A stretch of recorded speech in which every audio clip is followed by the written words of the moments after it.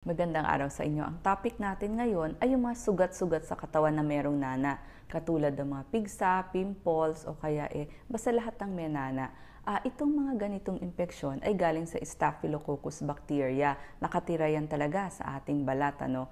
Itong mga ganitong sugat ay nakikita dun sa lugar na mabubuhok, katulad ng kilikili at binti. Pag nagkaroon tayo ng ganitong mga problema, ano ang pwede natin gawin? Una, kailangan tayong maligo araw-araw gamit ang inyong antibacterial soap at palagi ding maghugas ng kamay.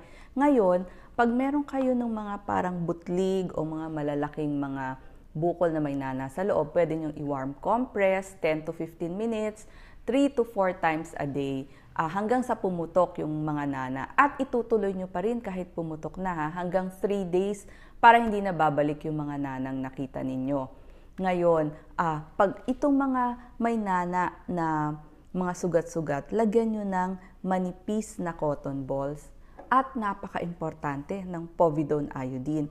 Ibababad natin ngayon yung mga sugat na yan.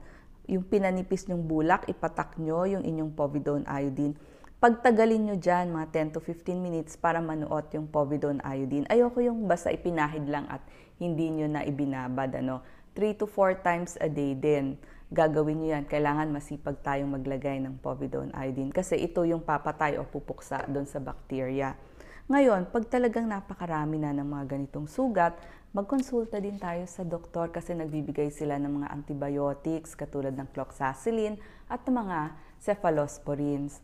Sa mga kababaihan na mahilig magbunot ng buhok sa kilikili o mag-shave o mag-wax, problema din, nagkakaroon ng parang pigsa, pimples, dun sa may kilikili, doon makakatulong nga yung hot compress at pagbabad ng povidone iodine at pag-inom ng antibiotics.